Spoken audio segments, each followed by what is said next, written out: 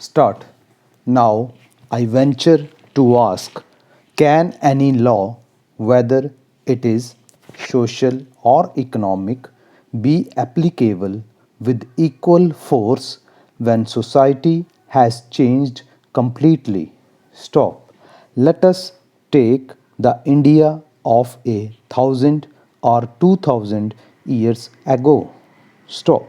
The population of India in those days was 1/100th of what it is today, and India was a community of a large number of villages and some small towns. Stop. Modern conditions are entirely different. Stop. In the cities of Delhi, Calcutta, Bombay, and Madras, industries are growing and new social relationships are being established. Stop. Can anyone say that while all these changes are taking place in our social setup, certain things must remain unchanged? Stop.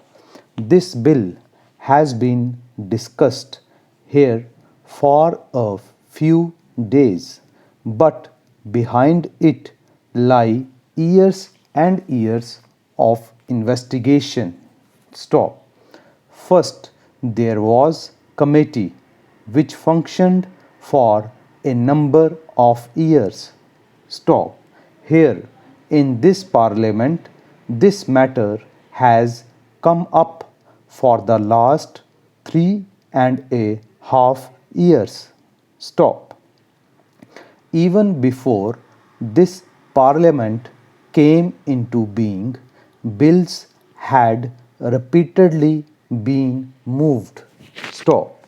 No subject, I take it, has been so much before the public and discussed so much as this particular subject of the reform of the Hindu law in regard to personal relationships. Stop. It was right that there should have been so much opportunity given for public consideration because it is an important measure. Stop. Para.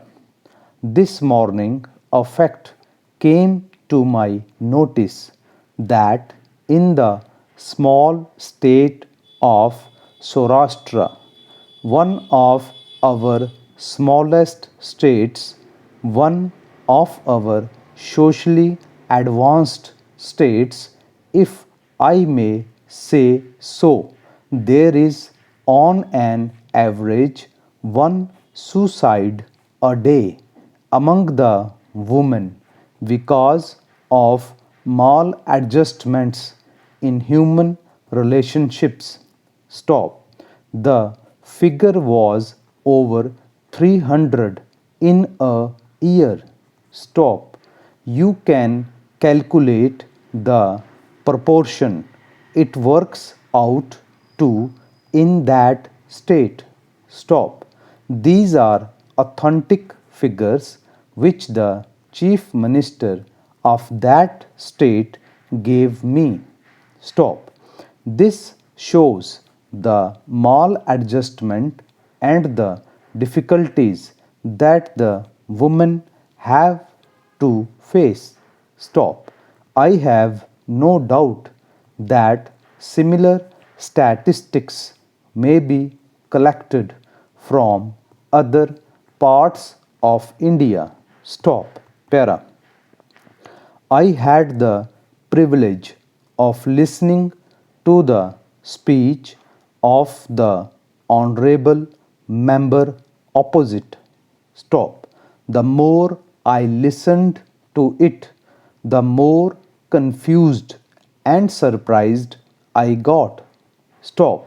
He dealt at great length with what a sacrament is. Stop. What does it mean? Stop. A sacrament, I take it, is some ceremony which has a religious significance. Stop. A Hindu marriage is a religious ceremony, undoubtedly. Stop. But does it mean that it is a sacrament to tie up people who bite, who hate each other, who make life hell for each other? Stop. Is that a sacrament or a samskara? Stop. I do not understand. Stop. This has to be considered afresh.